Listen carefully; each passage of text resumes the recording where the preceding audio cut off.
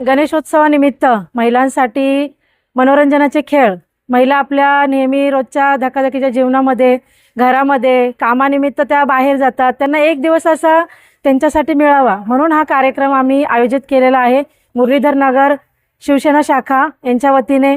आणि आमचे शाखा प्रमुख म्हणजे माझे पतिदेव आणि आमचे सहकारी महिला आणि आमचे सगळे तरुण मित्रमंडळ यांच्या सहकार्याने हा कार्यक्रम घेण्यात आलेला आहे। तरी आमच्या महिलांनी याच्यामध्ये खूप उत्साहाने सहभागी झालेल्या आहेत। महिला खूप त्यांनी एन्जॉय केलेला आहे।